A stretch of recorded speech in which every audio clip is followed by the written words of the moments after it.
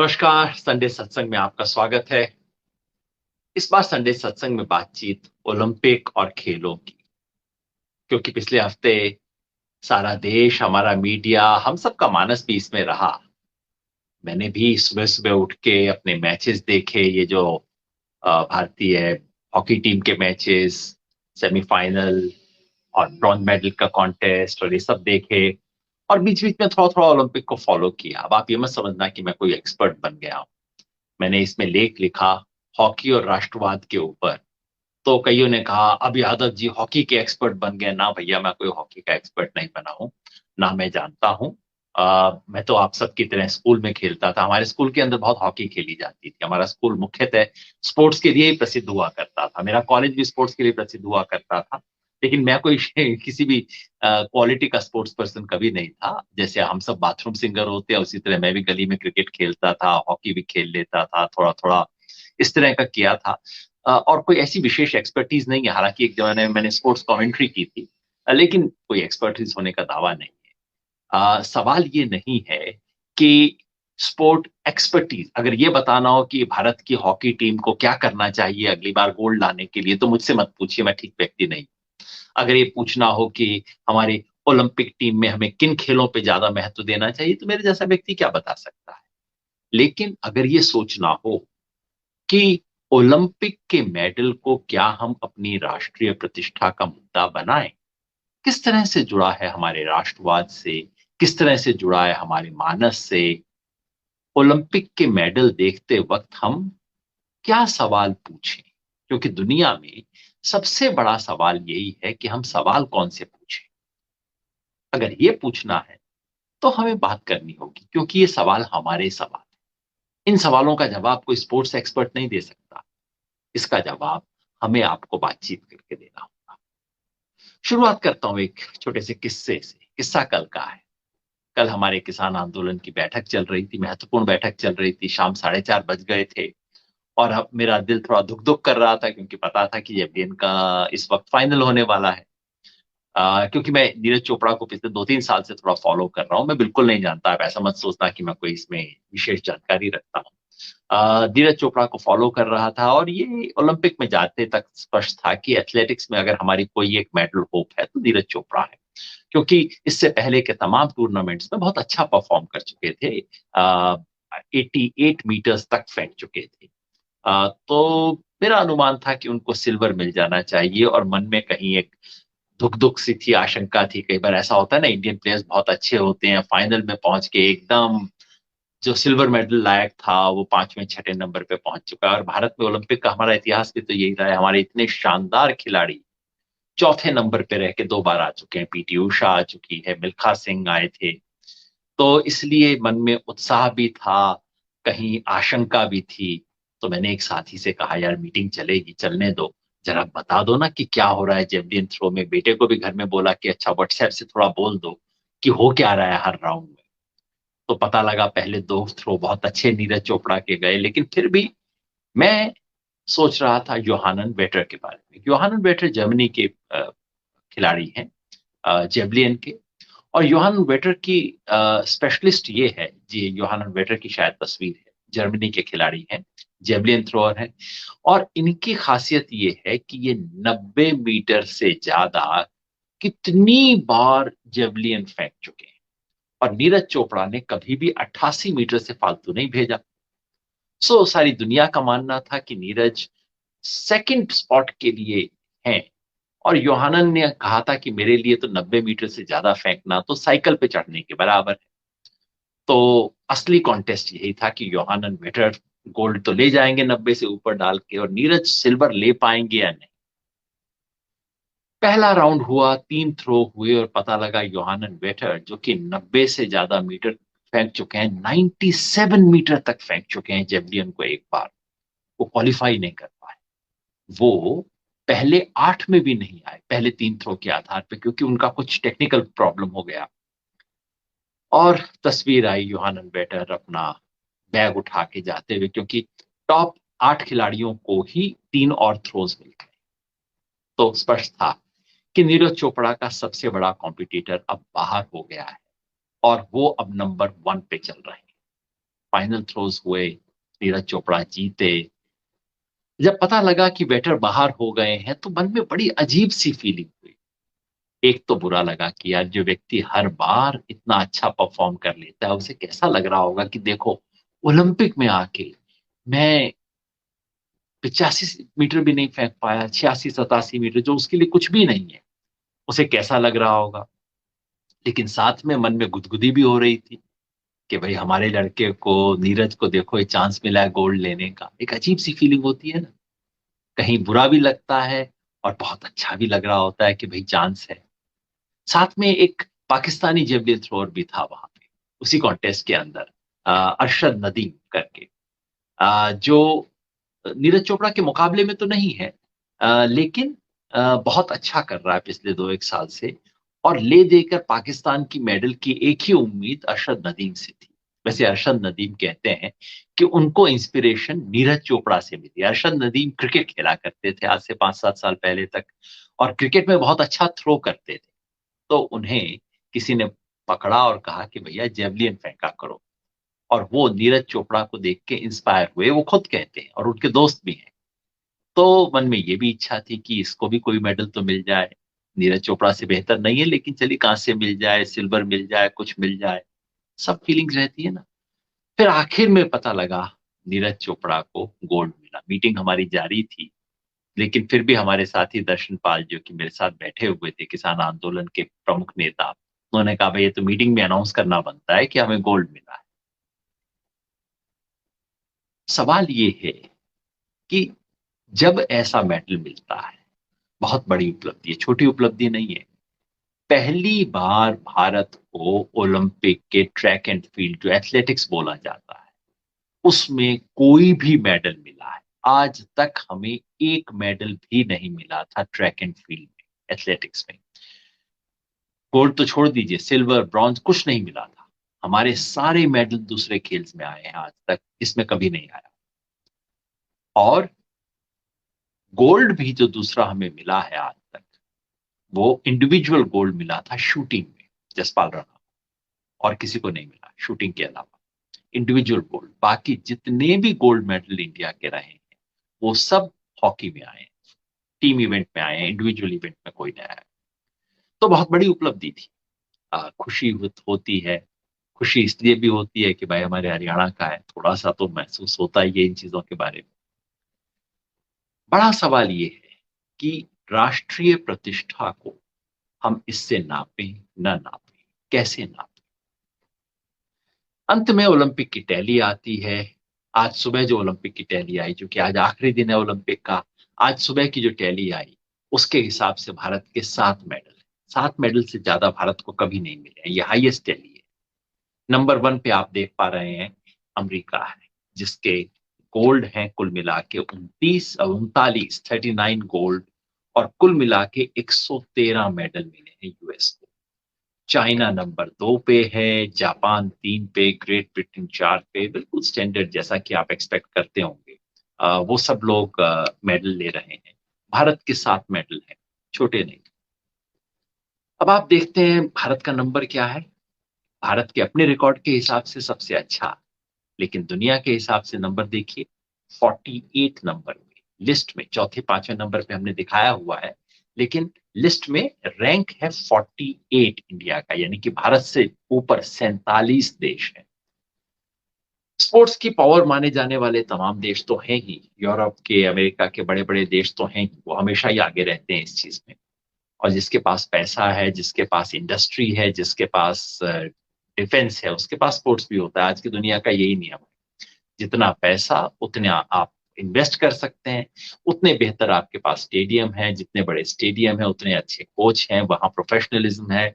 जहां पैसा है वहां मेडल भी आते हैं, ये मोटा नियम है। लेकिन भारत से आगे कौन कौन से देश हैं, जिसमें कीनिया है, युगांडा है। कीनिया के मिडिल डिस्टेंस रनर्स बहुत अच्छे रहे। युगांडा है, जमैका, छोटा सा वेस्ट इंडीज का देश जमैका, जो शानदार स्प्रिंटर्स पैदा करता है। क्रोएशिया, ईरान, उज्बेकिस्तान, कतार, कतार, बहामास, सर्बिया, ये तमाम देश भारत से कहीं आगे हैं मेडल टैली में, दो दो तीन तीन गोल्ड मेडल लेके आ गए हैं। यानी कि मामला सिर्फ पैसे का नहीं, पैसे और प्रोफेशनलिज्म से कहीं ज्यादा कुछ है स्पोर्ट्स कल्चर बनाने के लिए। इसके बारे में काफी कुछ विश्लेषण होगा। अभी से लोगों ने विस्तार से बताना शुरू किया है अगली बार मेडल टैली को इम्प्रूव करने के लिए क्या करना चाहिए। और जैसा मैंने बताया, मैं इसका कोई एक्सपर्ट हूं नहीं, खामखा जो चीज मैं जानता नहीं इसके बारे में क्यों सुझाव दूं। सवाल लेकिन ये है कि क्या ये हमारे देश के राष्ट्रीय सम्मान का एक पैमाना होना चाहिए। बार बार ये होता है कि कोई ना कोई बाहर बनी हुई इंडेक्स आती है और हम अपने देश को उस पे नापना शुरू कर देते हैं।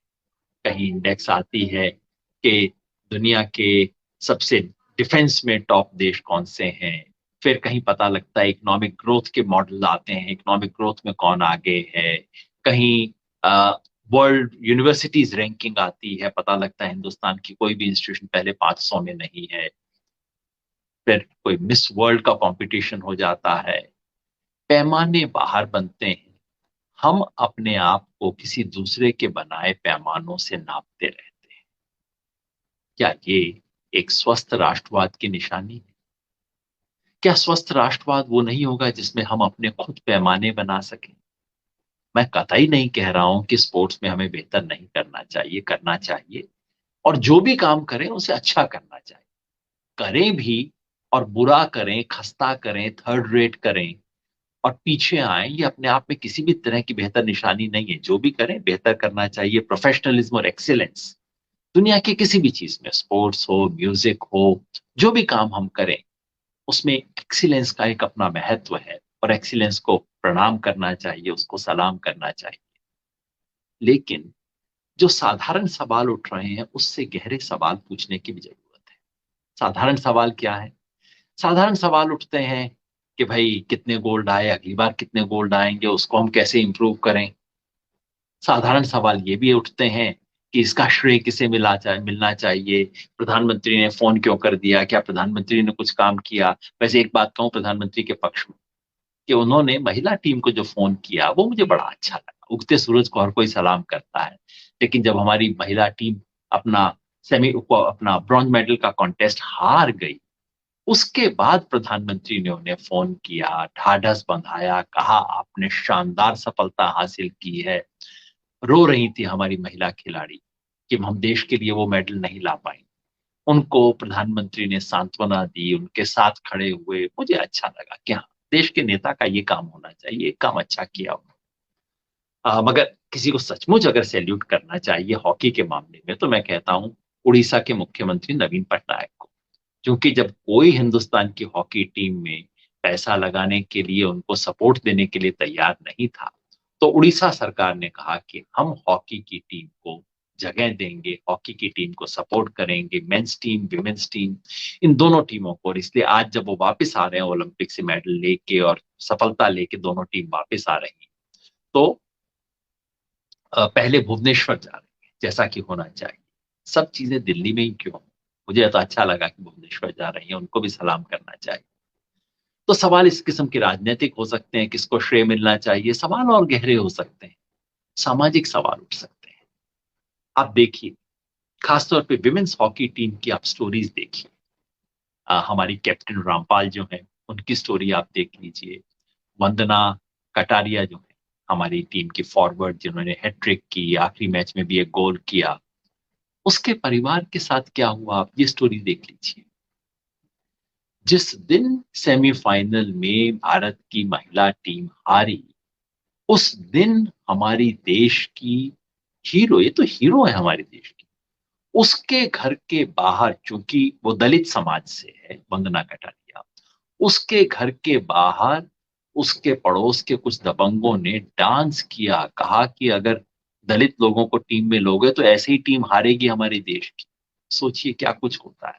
खैर अच्छी बात यह है कि इसके ऊपर वहां की सरकार ने, मीडिया ने, सबने कुछ एक्शन लिया और मुख्यमंत्री ने फोन किया, प्रधानमंत्री ने विशेष रूप से वंदना का नाम लिया और इसको एड्रेस करने की कोशिश की। ये सवाल दबे छुपे सवाल है, लेकिन ये सवाल बहुत गहरे सवाल है।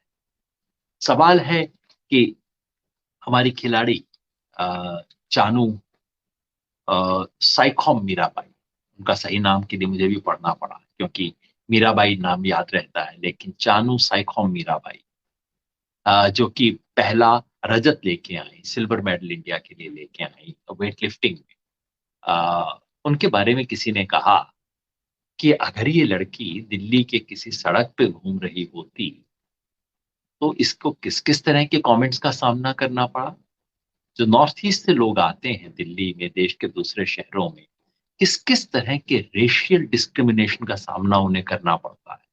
तो किसी ने कहा कि अच्छा, वैसे घूमे तो चिंकी बोलते हो आप लोग, आज सिल्वर मेडल ले आई तो अब इंडियन हो गई। ठीक ही बात है, लेकिन हमें याद रखना चाहिए इस तरह के तमाम गहरे सामाजिक सवाल इससे उठते हैं। हमारी महिला टीम, इस पे रवीश ने सुंदर लिखा कि अब हर कोई उनका बाप बन गया है। बेटियां हमारी, एक तो महिलाओं को सिर्फ बेटी मान लेना, बेटी कोई 60-70 साल का व्यक्ति कहे समझ आता है, 35 साल वालों की भी वो बेटियां हो गई हैं, 25 साल वाले की भी वो बेटियां हो गई हैं। क्योंकि महिला को महिला की तरह देख के रेस्पेक्ट दे सकना, वो अभी भी हमारे स्वभाव में नहीं है। लेकिन इस पूरे ओलंपिक के अंदर हमारे महिलाओं की जो परफॉर्मेंस रही है, उसने अ, एक बार फिर हमें याद दिलाया है कि यदि हम महिलाओं को इज्जत देना शुरू करें और उनके लिए जगह निकालें, तो उसमें कितना देश के लिए पोटेंशियल आ जाता है। देखिए, हम जो 4 चेहरे देख रहे हैं, इसमें से 3 महिलाओं के चेहरे हमें दिखाई दे रहे हैं। पीवी सिंधु का भी साथ में दिख रहा है, 3 चेहरे, और 4 पुरुषों के। अ, अगर हम महिलाओं के लिए बेहतर सुविधाएं, सिर्फ उनकी नैसर्गिक जो क्षमता है उसका सम्मान करना शुरू करें, तो देश कितना आगे बढ़ सकता है, उसका एक प्रमाण हमने ओलंपिक में देखा। खैर, इन सामाजिक और राजनीतिक सवालों से आगे बढ़ के उस गहरे सवाल के बारे में कुछ क्षण हमें सोचना चाहिए, जो मैं शुरू से इशारा कर रहा हूं कि राष्ट्रवाद का, राष्ट्रीयता का पैमाना आखिर क्या। कई मायनों में राष्ट्रवाद बड़ी सुंदर चीज है। मैं याद करता हूं अपने बचपन के हॉकी के दिन, मेरे अपने नहीं, हमारी भारतीय राष्ट्रीय टीम के हॉकी के दिन, जब असलम शेर खान ने कुआलालंपुर वर्ल्ड कप में सेमीफाइनल में बस आखिरी मिनट में गोल करके इंडियन टीम को बचाया था, जिससे हम फाइनल में पहुंचे थे, और जब हमने वर्ल्ड कप जीता था 1975, उस क्षण का गर्व और खुशी कहीं मेरे मन में आज भी अंकित है।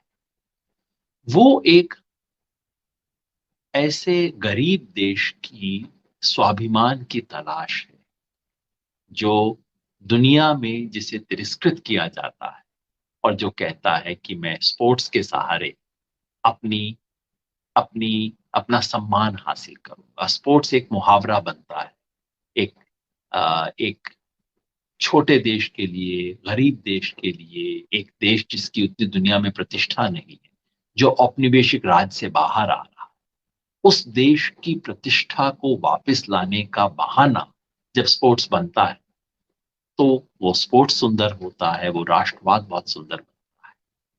लेकिन वही स्पोर्ट्स कई बार सीधे सीधे बिल्कुल वल्गर पैसे का खेल, जैसे आईपीएल है। मैं आईपीएल देखता हूँ, 2020 भी देखता हूँ, मजे से देखता हूँ, लेकिन जिस तरह का पैसे का खेल बन गया है, वहां बिल्कुल खिलाड़ियों की बोली लगती है, बिल्कुल स्पष्ट रूप से कह के कि ऑक्शन हो रहा है खिलाड़ियों का। उसका जो दबंगई है, वो दबंगई से निकला हुआ राष्ट्रवाद स्वस्थ राष्ट्रवाद नहीं, वो कहीं कहीं बीमार किस्म का राष्ट्रवाद है जो बन रहा है। तो एक बार मैंने यूं ही कहा था कि जो पुराना हॉकी का राष्ट्रवाद था वो स्वस्थ राष्ट्रवाद था, और आज नया T20 आईपीएल का जो राष्ट्रवाद है, ये बीमार राष्ट्रवाद है, दबंगई से पैदा हुआ राष्ट्रवाद है। कभी सोचना आप इस पे।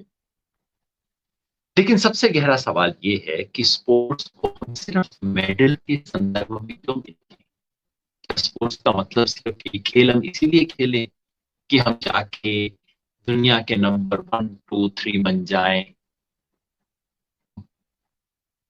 फला मेडल लेके आए, मेडल न लेके आए।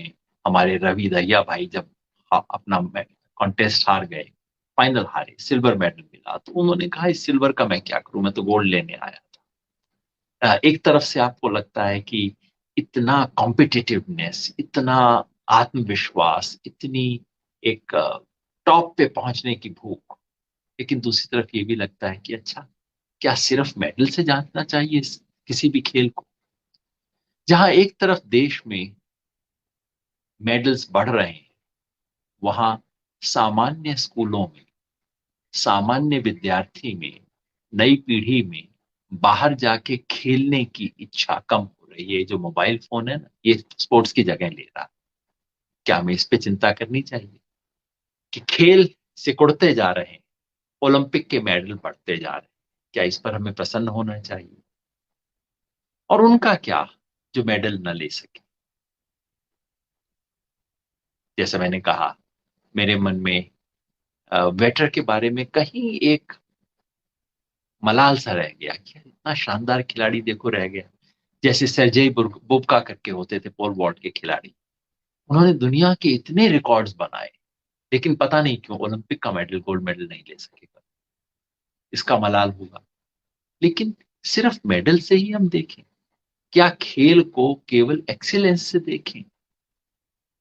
खेल की शुरुआत क्यों एक्सीलेंस वगैरह है, लेकिन सिर्फ जो खेल का एक जो सामान्य और स्वस्थ पक्ष है, खेल खेलने के लिए, खेल खेल भावना के लिए, आजकल तो बिल्कुल किताबी बातें लगती है ना। अरे कोई इसके लिए खेल खेलता है? खेल तो मेडल के लिए खेले जाते हैं। पूरी सभ्यता, पूरी दुनिया मान चुकी है कि खेल खेलने का मतलब खेलना नहीं, खेलने का मतलब खेलने की भावना नहीं, खेलने का मतलब है मेडल लेना। और मेडल लेना ताकि आप अपनी प्रतिष्ठा को जोड़ सको। उसके लिए चाहे जिस तरह की स्थिति का सामना करना पड़े, चाहे जिस तरह की मेंटल स्थिति का सामना करना, उसका जिक्र करके बस अपनी बात को खत्म करूंगा। इस बार ओलंपिक में अमेरिका की एक जिम्नास्ट थी, सिमोन बाइल्स। सामान्य नहीं है, सिमोन बाइल्स अब तक 7 ओलंपिक में गोल्ड मेडल जीत चुकी थी पिछले ओलंपिक्स में। बहुत दुनिया की सबसे प्रतिष्ठित जिम्नास्ट में से एक। और इस बार आई थी तो लोग कह रहे थे कि लगता है कि जिम्नास्टिक्स के सारे मेडल समेट के ये औरत चली जाएगी। और अचानक उसने घोषणा की कि नहीं, मैं कॉम्पीट नहीं करूंगी। उसका जो मेंटल है, जिस तरह का मानसिक दबाव, जिस तरह की पूरा जो एक तरह का पागलपन है, एक तरह की ये जो अंधी दौड़ है। सिमन बाइल्स ने एक में कॉम्पीट किया भी, एक ब्रॉन्ज मेडल भी लिया और एक टीम इवेंट में सिल्वर मेडल भी लिया, लेकिन 7 ओलंपिक गोल्ड मेडल जीतने वाली महिला ने कहा बस नहीं, और गोल्ड नहीं चाहिए। शायद सिमन बाइल्स का एक कहना हमें दोबारा याद दिलाता है कि खेल किस लिए खेले जाते हैं। खेल खेल रहे, खेल हमारे जीवन का एक अंग बने। खेल एक और इंडस्ट्री ना बने, खेल एक और मैनेजमेंट का खेल ना बने। खेल हमारे मन में रहे। जैसा मैंने शुरू में कहा था, ओलंपिक्स का ना तो मैं खेल का एक्सपर्ट हूं, ना ओलंपिक्स का एक्सपर्ट हूं, लेकिन खेल के बहाने अपनी सभ्यता और समाज के बारे में कुछ सवाल हमें पूछने चाहिए। मुझे भी पूछने चाहिए, आपको भी सोचना चाहिए। सोचिएगा, जरा लिखिएगा। मैंने भी हॉकी पे एक लेख लिखा है जो इसमें डाल देंगे, आप उसे भी देखिएगा। कुछ और लिखूंगा। मिलके सोचते हैं खेल के बहाने देश, दुनिया, राष्ट्रवाद, समाज, राजनीति और समाज। शुक्रिया।